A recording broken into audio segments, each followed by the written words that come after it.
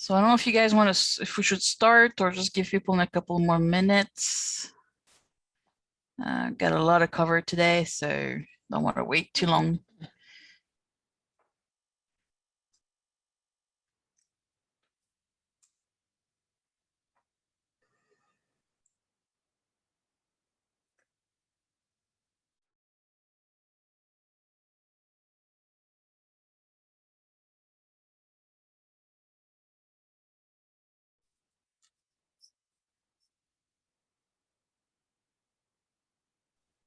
Guess we'll just start. So welcome everybody.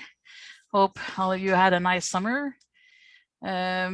So thank you for coming for today's session, sustainability and funding sources. Very fun topic. Everybody likes to talk about money. So for today's presentation, really what we're going to do, we're going to have our three panelists present their platforms, the way they run their core. Then after, we're going to go through the topics, different topics regarding sustainability and funding resources. I'm Marie-Helene, by the way. I'm the treasurer for the CCMA. And joining me today will be Laurence from the CNSP. We'll be moderating this webinar today. This session is sponsored by Sony, as well as by our series sponsor, BD Biosciences. So without further ado, let's start. Caterina, if you would like to present yourself, and please tell us how things are run at your core. Sure, thanks.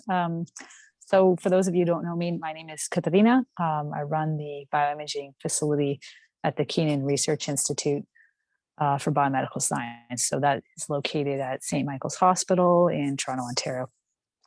So I'll talk a little bit about how our facility is funded, and I think I'll leave it at that, and then maybe we can talk about the advantages and disadvantages of the different funding models afterwards. So the way our core facility is funded is we have two sources. So 30% of our funding comes from the hospital, so it's subsidized, and then 70% is a flat rate fee for service based on the size of the lab and the funding of the lab. So what this means is that we don't collect user fees based on instrument. We collect a flat rate user fee from each lab. And so what this includes for the labs is they get access to a lot of basic equipment. So tissue culture suites, analytical laboratories, gel dock systems, centrifuges, so a lot of basic stuff, but it also gives them access to 5 advanced cores. So we have a molecular biology facility, bioimaging, which is myself, flow cytometry, histology, and microfabrication. And next few months, they'll have access to preclinical animal imaging. So we've gotten some new equipment, and we have a few more pieces coming on the way, so they will have access to those advanced cores. And each of those advanced cores has a specialist like myself that really spearheads the training and education and implementation of the new technologies. So I don't know too many other facilities that use this model, but this is the model that we have been using for quite some time now. It definitely has some advantages and some disadvantages that we can get into, and maybe after James and Patrice present their models. And just to let you know, even though we don't do fee per hour, we do keep track of the bookings on all the different systems, just so that we can assess which instruments are popular and utilized that will help us guide purchasing and procurement of newer technologies. So I think that is like my shortest summary, and I will let James describe his model.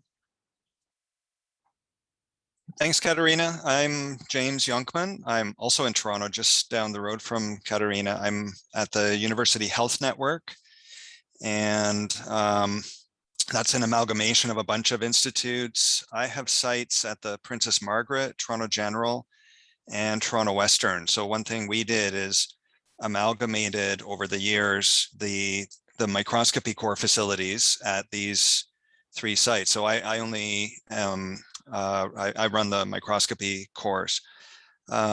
So at our institute, there was a stretch there of about 8 years where the institute wanted the course to be full cost recovery, 100% cost recovery, including salaries.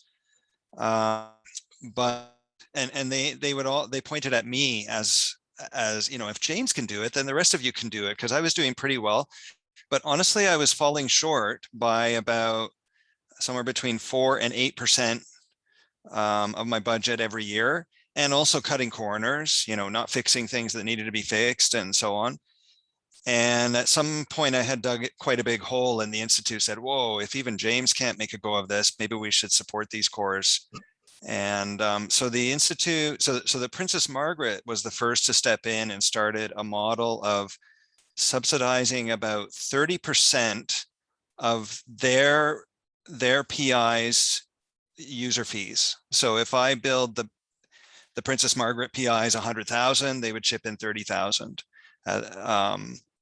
And Toronto General and Toronto Western to some degree has then followed that model. And if they didn't, they would have had to pay higher user fees. So that's where we're at right now, about 30% subsidized. And is it enough? It's probably, we're doing pretty well through COVID. Of course, all bets were off, and the institute had to bail us out last year in a big way, but that's probably pretty common across other cores. I think another big way that the institute supports us financially is by insisting that new big instruments have to go in cores, and actually setting aside some of the CFI money, specifically targeting it for renewing infrastructure in the cores, so that we don't have to keep paying for repairs on 10 or 12-year-old systems, and instead we can replace them with something that has an extended warranty. So that's a huge impact. So CFI has a huge impact not only on our cost of new equipment, but also on maintaining the equipment for us. So if the CFIs are used strategically, I think that's another big way that the course can be funded. So that's where I'll leave it and pass it on to Patrice.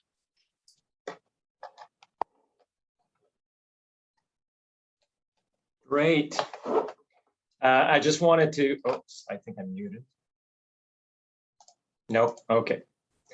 Hi, everybody. I wanted to thank the CCMA for the invitation. So thanks very much. And this is a revelation to me to hear about all these different business models that you have. So quick introduction. So my name is Patrice Vaillancourt. I'm responsible for overseeing the 9 technology platforms that we run here at the Research Institute. There were pre-existing platforms before we moved to one site. This was a very big CFI award at the time. So with a brand new institution that was built with brand new instrumentation. So we all came together here in our new place in 2015. We added additional, we call our core facilities technology platform. So we added additional platforms, and we now have 9 platforms with about 30 people working in these 9 platforms. So the way our model is very much based on user fees, and the recovery is, and whatever I'm going to say now will probably be changing in the very near future, because we just, after 3.5 years of interim leadership, we have a new director at the helm that joined recently. So I guess that what I can say is that we've had a very good 5 years because of the fact that we had this institutional award, access to institutional operation funding, of course. which meant that we could rely on that funding to make up the difference, even though we wanted to make sure that we charge people for accessing those facilities and making sure that they contribute to their sustainability. As everyone knows, for some platforms that's really easy. Some platforms are performing very well due to the nature of what they are, up to 80 to 90% cost recovery, but some others need a little bit more help. So across the board, I would say that our best year was the pre-pandemic year. We were on an amazing trajectory and finished at around 55% cost recovery across our 9 platforms. But we knew that we were going to be facing the challenges of the staggering costs to maintain this instrumentation. I'd like to say that the honeymoon was over because our extended warranties on main instruments came to an end, and we knew this was coming. So we really hit that wall last year with an additional cost of about close to $1 million to cover maintenance on instrumentation. So this is something that we can definitely go in detail and discuss further, and what our strategy and what we're looking into to help with the situation. And the previous colleagues who just spoke talked about CFI. Of course, this is one of our go-to strategy, but not the only one. So we can go in more details as the discussion unfolds.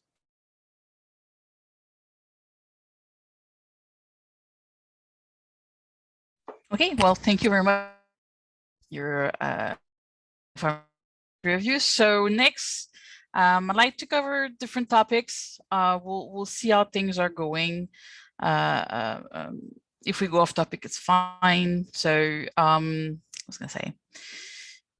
So first thing I personally wanted to discuss with you guys is regarding sources of funding. So like we've seen in our case with Patrice, we're looking at user fees, whereas Caterina, we're looking more at the at different models. So what do you think is the advantages and disadvantages of your models? So why not go with user fees, for example, Caterina, versus going with the model you guys went with? Right, just unmuting myself. So thanks, Marie-Helene. I should mention as well, and I sort of this fell off my radar, we do also get a lot of our funding from CFI as well. So, you know, we have the operating funds that we have to provide yearly sort of billing for hourly, how much we spend on this equipment. So that is also a big source of our funding. Our funding, which is sort of the flat rate, it's interesting how it started. I actually used to have billable hour user fees, but the whole rest of the Institute had this flat rate model. And I said, well, when they built the Institute 10 or 11 years ago, that's when they came up with this model. But because bioimaging had existed before that and already had hourly user fees, I had kept that same model. And over time, I noticed how they were working and how I was working. And there was some advantages that I thought I could take, I would like to see. So one of the things that I noticed that, you know, if you have a bioimaging facility and you do by user fees, sometimes a person chooses the cheapest instrument for the job because, you know, they're pressured by their supervisor to be very, you know, frugal, or sometimes they rush through their imaging to be able to image as quickly as they can when maybe they should have gone back and re-optimized their settings and whatnot. So I noticed these kinds of things happening. So that for our system, that our model, that doesn't really happen as much because there's no limit to the amount of time they can use. And, you know, you can use whatever instrument you want, pick the right one for the job. One of the other advantages is, you know, I don't have to do billing, which is like, well, I have my staff doing it, so right. Well, I was doing it, and I actually still do need to do it for external clients, but it's not as much work. And the other advantage is we were not so much affected by COVID last year. I mean, no one would have thought of this as an advantage before, but it didn't really influence our funding over the past 18 months. But there are some disadvantages, so it's not all rosy. If someone has access to use any instrument, they sometimes just want to get trained on everything for no particular reason. So you can get very, very busy, and you need to have kind of processes in place to prevent people just wanting to learn stuff for the sake of learning stuff, which, you know, I don't mind doing, but I'm a one-person show here. So usually I have them fill out a form that, you know, asks them what their experimental needs are, what their fluorophores are using, if they need what degree of quantification. And so then we have a consultation, we put them on the right. And then, you know, they might come back to you and have a new application and put them on another instrument. So you need to have sort of very careful vetting process. And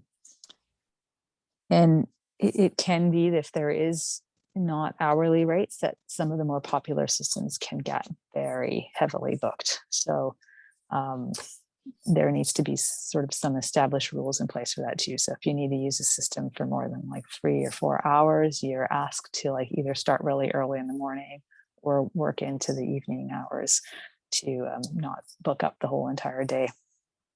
Yeah, because I was going to ask that, because if I were to implement something like that in my institute, I know labs that would monopolize the instruments. Yeah, so totally. we have booking limits for daytime hours, and that by and large has very much worked. So if someone needs to use a system a ton, I tell them, you know, start after lunch and work into the evening, so at least the morning is free. Of course, this is not applicable to anyone doing like long-term live cell imaging. That's a different scenario, but it has been fairly successful just having those kinds of limits. I think that sort of covers most of my pros and cons that I had jotted down here, but maybe someone else might think of another pro and con to this that I hadn't thought about. I wonder whether you may see a lot of wasted time on the instruments, because people book time, but if they don't show up, it doesn't really matter. They don't pay any more or any less. And just as an example, we have a very busy, we have only one confocal microscope at one of our sites, and it's super, super busy. You have to book it 2 weeks in advance right now. And so we're looking to get another confocal, but in the meantime, we've also asked people to limit how many hours they're booking and things like that. And then in the midst of this super busy schedule, we've noticed people not showing up. And we thought, how can that be? And it turns out that there's a whole group who they're part of the institute decided to pay their user fees for all the PIs in that group of researchers. Oh, so these PIs and the students know that they're actually not paying for anything, and we think that's a big reason that they book time well in advance because they know the system's really busy, so they have to book ahead, and then they may or may not show up because it doesn't matter, they don't pay any different. So that's one disadvantage. And so I think there always has to be a fee for use component. Obviously your institute disagrees, but I think it's also a zero sums game. It's always, somebody is paying for everybody's time and for the equipment maintenance. And somehow it has to come back to grants. And so you either skim all the money off of people's grants ahead of time and then apply it how you like to all the cores, or you apply it hour by hour directly from the grants instead of filtering it through the institute. So I'm not, like, from a money point of view, I don't know if there's really an advantage to. So it's not that there is no fees, it's just flat rate. So it's not per hour. In terms of booking, I've seen that. I've run both models. I've seen it before and I've seen it after. And you just need to have something in place. Like if you book and you don't show up, then you're going to get charged, even if it is a flat rate. And one law wants for doing that. You do that? well, usually I give them a warning and that's enough. Right. I have to say everyone at this place is pretty, you know, you're always going to get a few people that do that. But as soon as you approach them saying, hey, like, that's not cool. Other people work here, right? If you're going to book it, use it. If you're not going to use it, don't book it.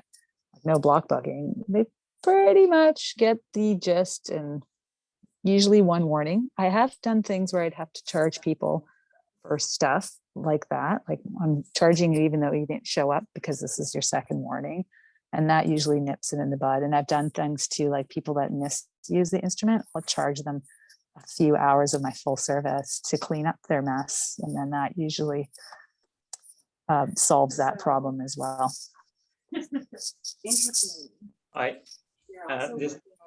Just a comment on Caterina, what you were mentioning before. You're right. User fees is it's about invoicing. It's about collecting, especially when you're dealing with external clients, which are not part of your institution. So that's a big component of what we need to do, unfortunately. So that would be another disadvantage about this.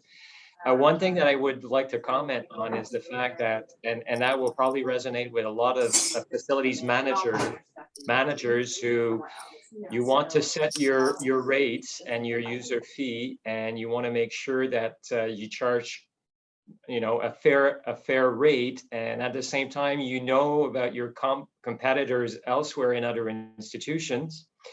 And you know, you don't want to hijack your community, and you want to provide them with access to these great services and make it affordable. So there's always this conflicting feeling about, well, I know I should increase my rate.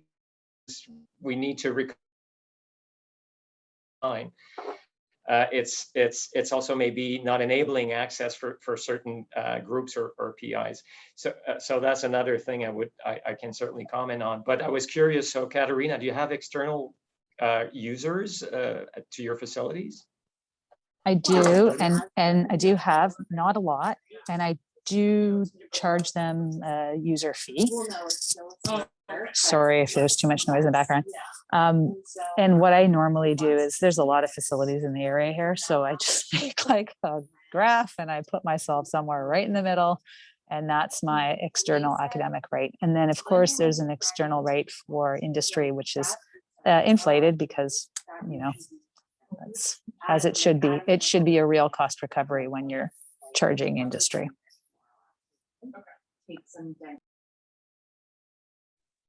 No, very good things to think about.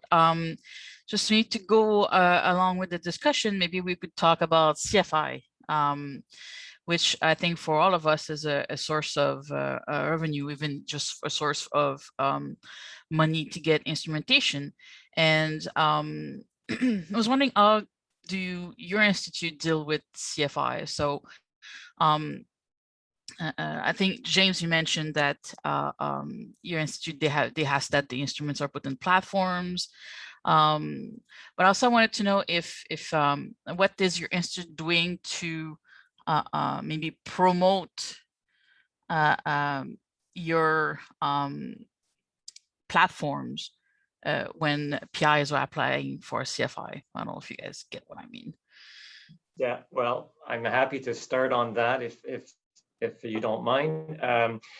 As I said when I started to describe, and I'm sorry I didn't mention research in Montreal, so I apologize. We've had a very supportive relationship with the CFI to help us set this place, and now we know that this is coming to an end, even though we worked very hard at stretching that funding. But we knew right from the beginning, if we could promote and partner with our community researchers to come with us and to, first of all, avoid redundancy of same instrumentation, because we still unfortunately have some of that happening. And I have been certainly an advocate with other people to promote for some kind of policy, an institutional policy, to really set rules about this, which unfortunately has not progressed. When you speak about mass spectrometers and main instruments, I think that it really makes a lot of sense to place these in platforms where you have the expertise and people to oversee them, to promote training and access. But we have successes. So we've participated and partnered with in a few projects already, which are CFI based.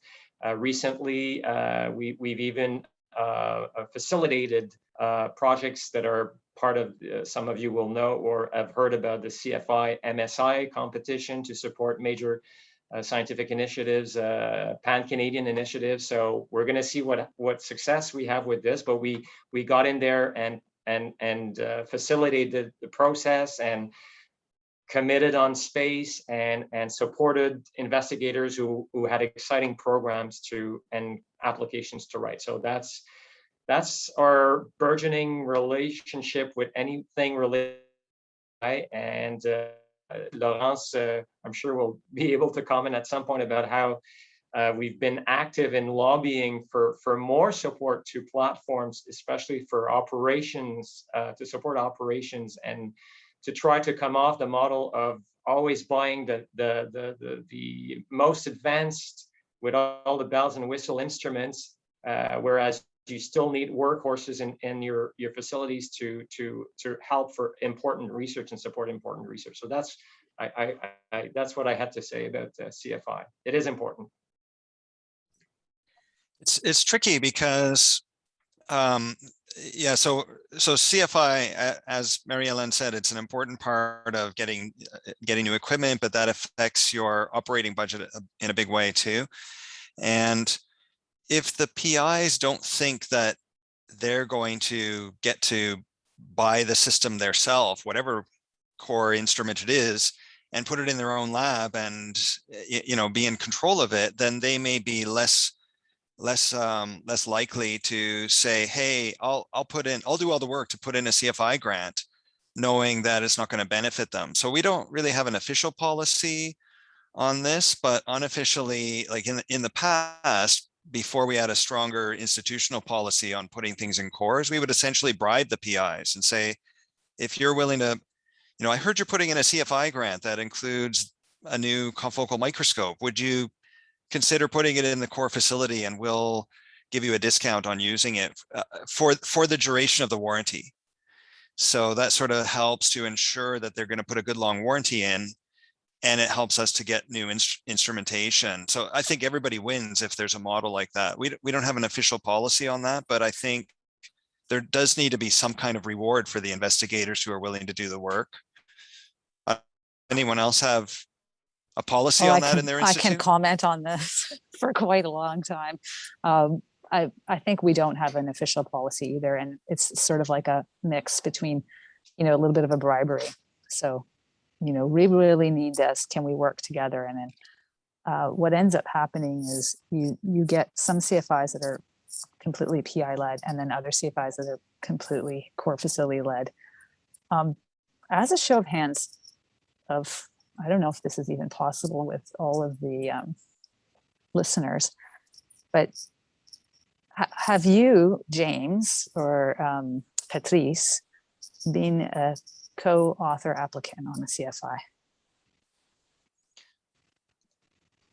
No, but I've helped to write them, but I'm not a co-applicant. Okay, so we here have done. I've probably worked on 6, 3 heavily, so we're kind of lobbying that it would be nice to be able to be a co-applicant for these, because you can get some recognitions for that. So that's sort of an aside. And then, yes, CFIs are incredibly important. There's always, I think, this balance between trying to convince people to get what we need and getting the most innovative pieces, because there's got to be a balance. You need some innovation, but you do need the bread and butter workhorses. And the way our institute is working right now is typically if someone wants to apply for a CFI, they have to submit a 2-page letter of intent to the leadership of the institute.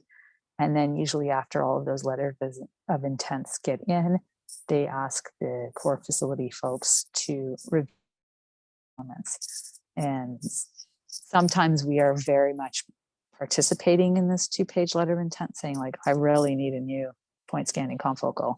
So I'm going to work with this PI and put that on the grant. And sometimes you have individuals that are writing their own grants completely independently. So we don't have an official policy. It would be nice.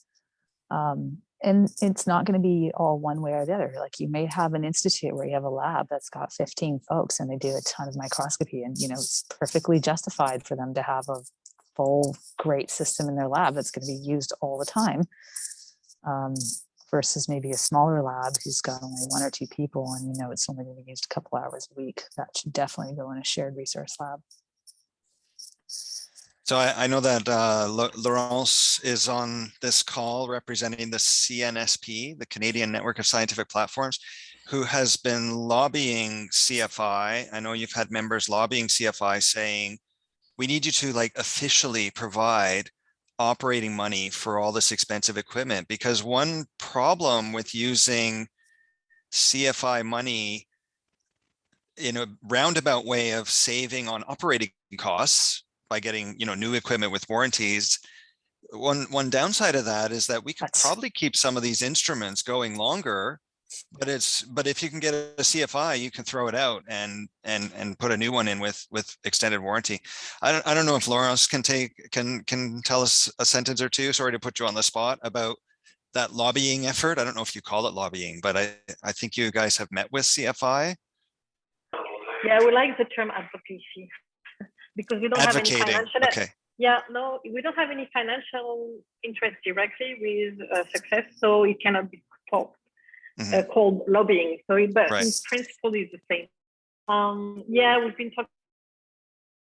pushing to the highest level of CFI, and in the last couple of months, we've got really an answer that is, we cannot do anything for you. So now we're in touch with higher up, with IZ, to really find a way to work with, because IZ oversees all the funding agencies in the federal government, including CFI. Unfortunately, we tried discussion from all the angles. We're presenting all the town hall discussions, and everybody is saying the same thing, that we need to have a more, collaboration-based granting proposals and not project-based on PI. Have a solution for buying workforce equipment, have a solution for operating fund. And it goes along sustainability. Why changing an instrument when we can keep it for a longer time? So there's many reasons why operating fund can be useful. And I agree with you. Most people will just buy a new instrument because at least it's possible with extended warranty, whereas the other option makes it nearly impossible to keep the instrument. So we've been through all those discussions. And for now, CFI is not responding. I'm not talking about the people in CFI that are really trying to find a way to go through, but the leadership doesn't seem to be open to those ideas. But I believe you guys, where we're at right now.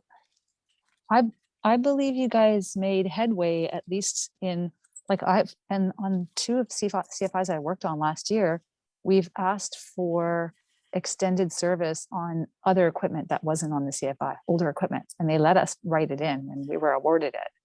So that's good to know.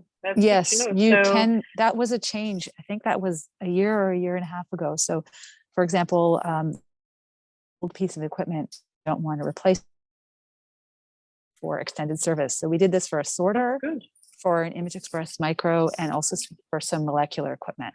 Now, I think the companies have learned about this as well, and maybe the service has gone up in price a touch.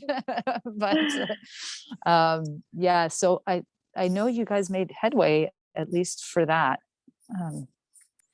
That's actually a big advantage. And in this upcoming round of CFI, we have a couple of service contracts that we've put in. So again, CFI does in a roundabout way become a source of operating funds, and possibly a very important one. If we could include years 5 to 10, right, Patrice? If you could include service contracts for years 5 to 10 when the IOF funds have run out, that'd be amazing. You're problem solved almost, right? Yeah, it would be a dream type of situation. But you're right, we did this recently, as you know, Marie-Helene, for the CFI that's linked to your platform, where we added on an extension of warranty on a couple of pieces of instrument, which was fantastic because it provides you for an additional, I think it's 3 years in one case and 5 for the other. So yeah, those are, I mean, you need to take advantage of this. What I would rather see, though, is money for salaries, because that's my biggest line item. Yeah. And I think, you know, it's becoming increasingly clear. I don't think anyone on this call would disagree that you can have all the best equipment you want, but you have to have good personnel, good staff running it. And it's that combination that's really key. And many of our cores, to make ends meet, we just don't have enough staff because we can't afford to hire one extra. So I think until someone starts helping to fund salaries, we can play these tricks about finding ways of funding equipment maintenance, but you really need salary money. That's the most important thing, I think. So that we do draw a bit from the IOF for that, but usually what the IOF is about 20% of an actual salary over the course of 5 years. So if you really, it's not a ton, right? Mm-hmm. But yeah, I agree with you. It would be our institute, unfortunately, that steals all of the IOF. I don't get a dime of it. Oh, so we submit yearly a report for how many hours we are on each system. And then that has to be approved. And then so we're able to draw from that. So that's actually quite useful. So we actually draw much more on the IOF for salaries than the 20%. I mean, you know, I don't handle that specific aspect. I mean, even though we know that we rely on it heavily, but we've claimed much more than that to support our salaries from this original award that we received that established us 5 years ago. Yeah, it's pretty common even in the other French research institutes in Montreal that the IOF really helps for the salaries to keep people and keep good people. I think it's very interesting to see. I didn't know that finally, even if it's not official, people were able to draw money for older equipment from recent CFI. So that's very interesting news. So basically, our advocating work as a community, it's not just us, because the more the word spreads and people ask for it, then I guess it's really what we're looking for to pay off a little bit. And what that would be interesting to gather in the future is to gather different policies. For example, Susanna at McGill explained different types of policies on instruments. Maybe we could work with CNSP to gather those policies, and you can help each other to prove that somewhere else they do better and they do it that way, to improve your place of work. Because sometimes if you show enough examples of good practices done elsewhere in Canada, we have proof that it can really help change policy and culture in different institutions. So everything you have that goes in the right way, that are official policies from your institution, would be interesting to gather that, whether financially or for salaries or anything that helps support core facilities or measuring impact, all those things, publication policies, etc.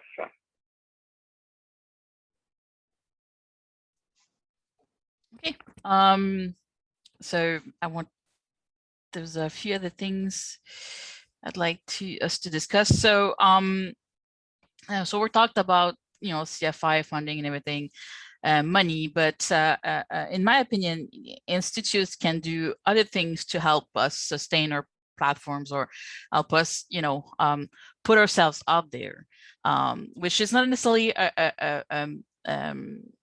the institute bringing money to us, but it's bringing us support and help us basically either acquire new users or facilitate basically our work. So example of that, and Patrice can elaborate more about that. For example, in our institute, basically when everybody applies for a CFI, the institute makes sure to remind PIs to include are in their application. So the Institute reminds its members that, you know, when they apply to CFI, they should also consider asking money to pay for the fees for using the machines, right?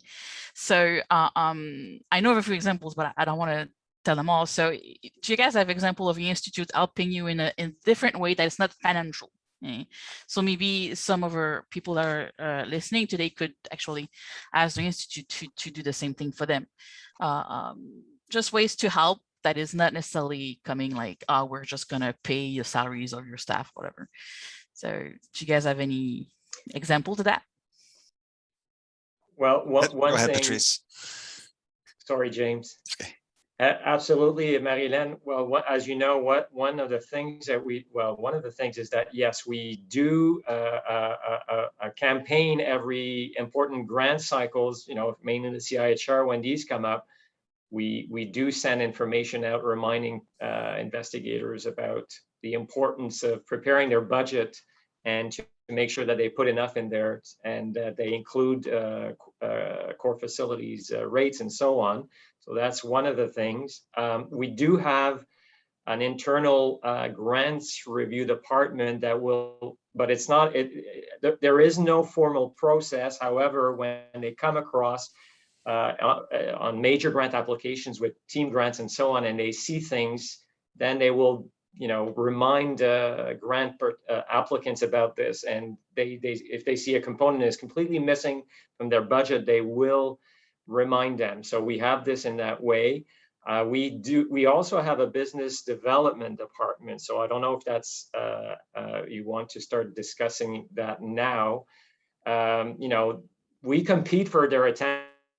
They are involved in a lot of initiatives, marketing initiatives, but we have had support on and off from consultants to help us, you know, extend the network, try to get the word out, bring in external money and industry clients, because this is something that we definitely can continue building up. So that's another kind of support that we have. I don't know if talking about the foundations now would be appropriate or not. That's a component that and maybe this applies to you, James. I don't know about Caterina, if you've got some of that, but for us, we've worked tremendously hard with these groups to facilitate their fundraising, and we do our shows and bring them to the facilities. And what I've been trying to get from these groups is some kind of operating support also, which unfortunately has not materialized up to now. The funding is much more based on either specific teams with diseases that are of interest to the population, and when there's a patient story linked to it, this is always great. So trying to convince them that the fundamental work that the platforms do in a translational objective, that's absolutely necessary to get there. But yeah, those I guess are trails of discussions, but those are the ways I can, the other types of support that I can think of.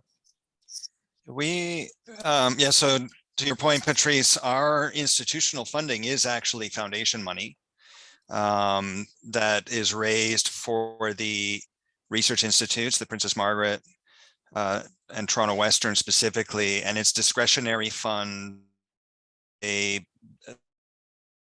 core facilities, and they've now earmarked a certain amount of their discretionary funds because otherwise everybody's always broke. So out of their regular operating budget, the institutes don't have money to support us. But the other point I wanted to make was our vice president research here at UHN some years ago got interested in core facilities and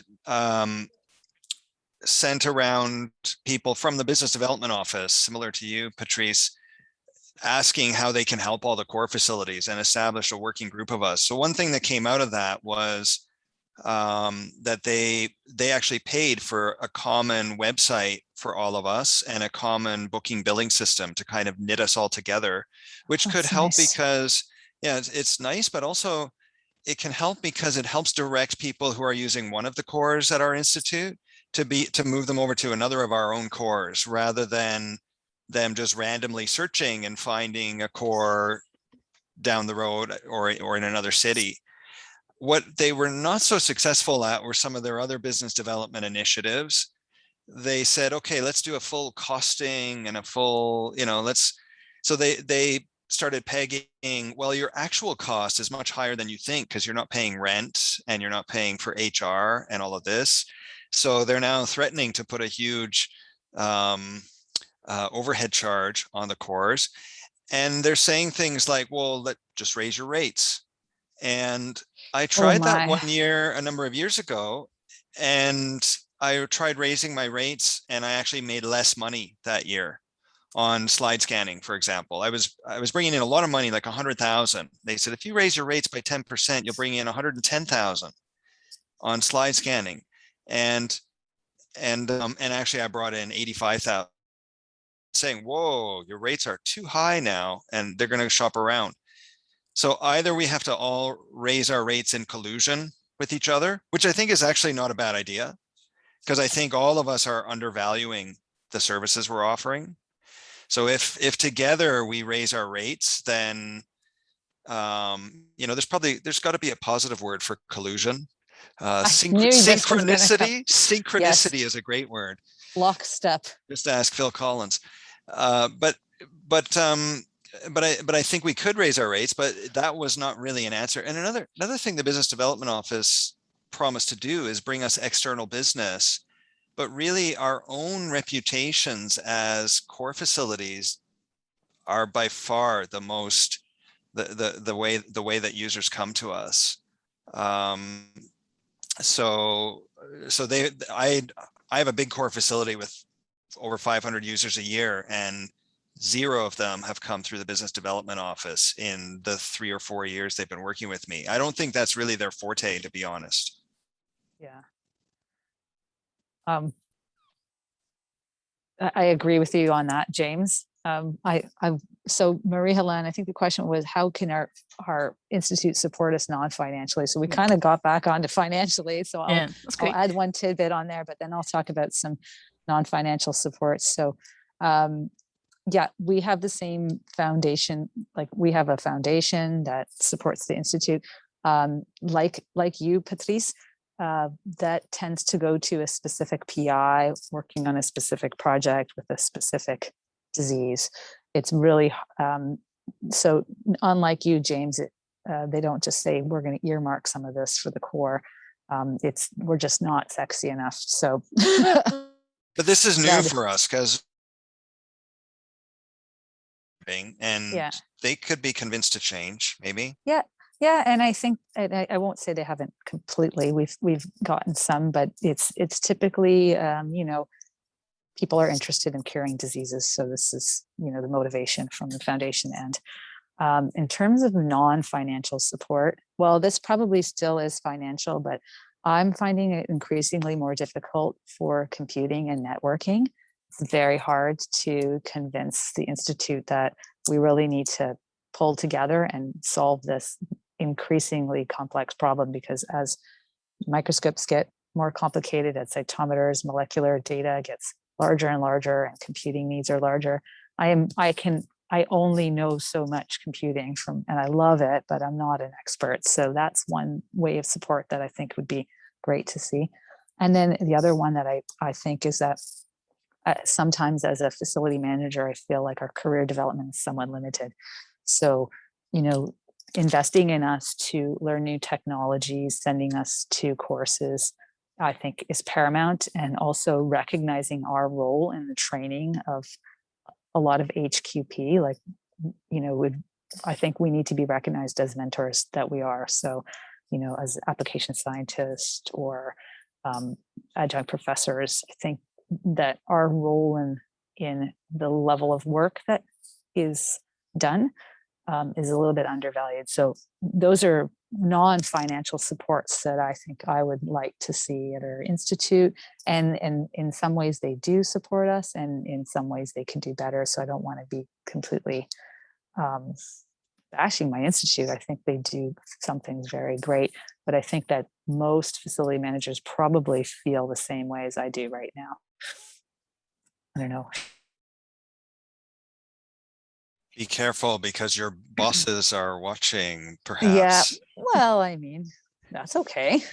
I'm a very honest person. I think, like I said, they do some things very well, but some things I think could be improved. Yeah, if I might jump in on that and then rebound on that specific topic. Together with the Global Bioimaging, we published recommendations, international recommendations on how to measure impact of bioimaging facilities. One of the big things here is in major stakeholders, including granting agencies, they measure success or research success according to lab or PI's perspective. And what we discovered by working on that is that core facilities, scientific platforms have unique impact factors that are involved. So I won't go into details, but recognition and impact of highly qualified personnel is huge. And sometimes the things that we don't measure because we don't have time. Publication is just one of them. There's so many other aspects.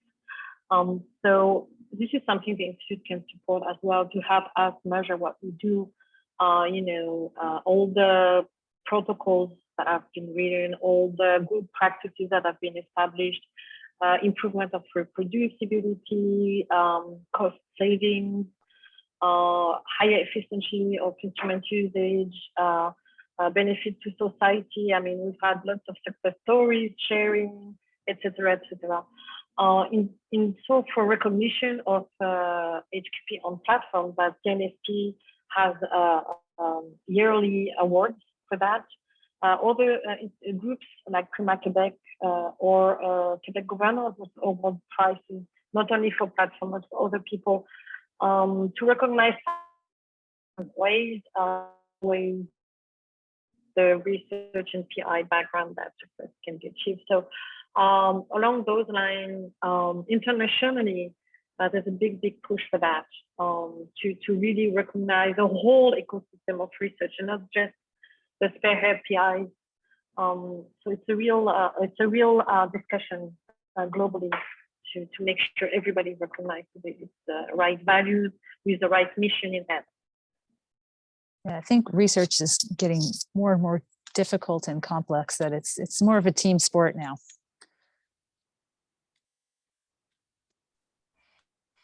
Okay. So we have maybe 5-ish minutes left. So last maybe general topic I'd like us to discuss real quick would be instrumentation, because for us to be able to sustain our platform, so to be able to still ask for to get fees and things like that, to have money coming in, we need our instrument to actually work. So the big question that comes back every year or every time we do those things is service contracts. So, yes, we can get years with CFI when we buy instruments and stuff, but what do we do when we don't have money from CFI anymore to cover those instruments? So it's always a toss-up between should we get service contract or if we should just pay as we go. So I just wanted to know what your institute's, it's probably going to be a very complicated question, but what does your institute policy regarding this? Do they say, oh, we'll go for service contracts, or are they just like, well, no service contracts, or in between, or things like that? So your thoughts. I think you have to, I think it comes back to money. If you're bringing in, always about money. If you're bringing in $5,000 a year on an instrument, and even though you say, oh, this is a super important instrument, if you're bringing in $5,000 a year and they're offering you a service contract for $25,000, I don't think there's any way you can justify a service contract on it. Unless someone just gives you the money for the service contract, fine. But on our busy instruments, the whole point of a service contract is to minimize downtime. So on a really busy confocal, in my case, I can bring in 50,000 a year in revenue. If it's down for several months, that's many thousands of dollars, and it can take a long time if you don't have a service contract to get things fixed, to get a purchase order for for that big of a price and whatever. So on big instruments that that are bringing in more than their share of revenue, like we have to draw enough revenue to pay the service contract plus a good proportion for salaries. Otherwise, it doesn't make any sense. So yeah, to me, it comes down to, are you bringing in enough money? And then just remember that the service contract is for minimizing downtime. That's the real key to why you do it. If you have another instrument, if you have 3 cell sorters and one goes down, okay, the other 2 have to be busier, but can you handle the volume on the other 2 while you're waiting for the 3rd one to get fixed? In that case, you don't need service contracts. So that's my thought. Another point on service contracts and the pros and cons to have or not have it, and again, downtime is one of them, very important, is what I've seen over and over and over again is negotiation. There's many ways. And there's still negotiations done one lab at a time, one contract at a time, one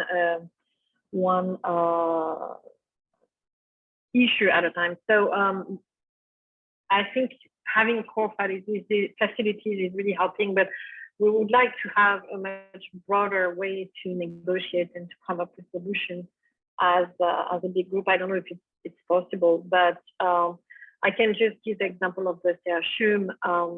When I first arrived there back in 2008, a long time ago, there was a flow facility, flow cytometers in different locations. It was before it moved together. And all of a sudden, we decided to negotiate service contracts all together because we couldn't afford downtime.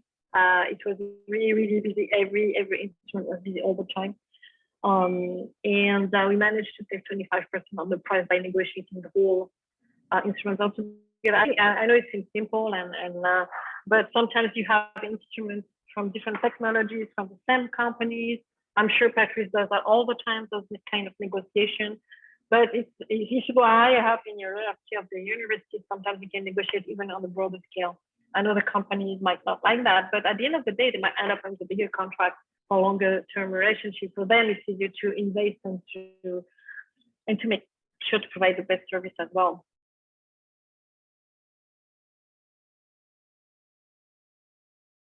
And talk to each other about pricing. Yeah, we actually just did that yesterday. So amongst our 5 main centers in Montreal, we talk. We have a great rapport and many discussions. And what we've tried to come up with is maybe a way to leverage by coming together as a unit to negotiate. We haven't do that yet. We are still be possible, but we're talking about 5 distinct institutions and research institutes. I don't know, but we do share that information and we do notice differences. And yeah, maintenance of instrumentation is a really, I mean, I just came out of this exercise and I'm still a bit battered from it. And yeah, it's about finding out, well, what's the impact and the downtime and how will that affect your service that you provide and support? But those are tough questions and decisions. I'll just weigh in here. We don't have any hard and fast rules here, so they leave things sort of up to my discretion when stuff is off service. And, like you, I take into account how much it's used and also how much it would cost if it breaks down. Like certain things break down, they're going to be really expensive. I don't want to take the risk. Other like wide field systems, not the end, like not as expensive. So you might not want to pay for a service and just pay as you go, sort of, so to speak. I'm not sure about your institutes, but one thing that our institute has here, which I think is really cool, is because we're affiliated with a hospital, we have an internal insurance program. So for example, if I get a quote from a company for maintenance, I can go to this internal insurance program, give them the quote, and then rather than paying the company, I pay the internal insurance, and it's usually a 20% discount. So that's quite nice because right off the bat, you get 20%. And how it works is, the hospital's got so much equipment, whether it's clinical or not clinical, that rather than buy all these contracts, they collect And then when something needs to be fixed, they pay out. So, and they do fairly well. And it has worked for us. So not really negotiating with the company, but it's sort of an internal insurance. Some people would argue that perhaps your service would be better from the company because it's to them, they just see it as a pay-as-you-go. I haven't really noticed that much difference, to be honest, with my particular vendors. Maybe I have really great vendors where I'm at and their service is great and they have been pretty good. So I think that depends on the vendor, not so much anything else. So it may be if you're affiliated with the hospital, or maybe that's something, if you have a huge research institute, you can do on your own, create this.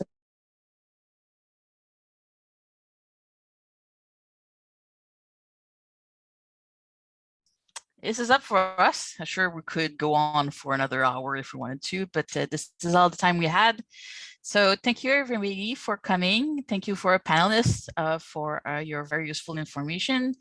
And I guess we'll see you guys, I think it's in October, right? 20th, I think, is the next session. So make sure to keep an eye out for the save the date email we'll be sending, I'm sure shortly.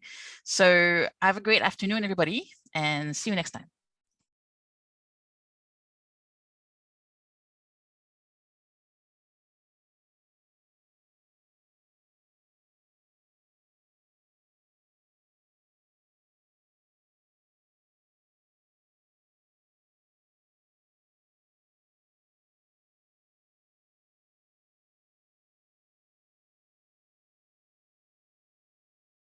Empower innovation by automating high-parameter workflows on the ID7000 Spectral Analyzer.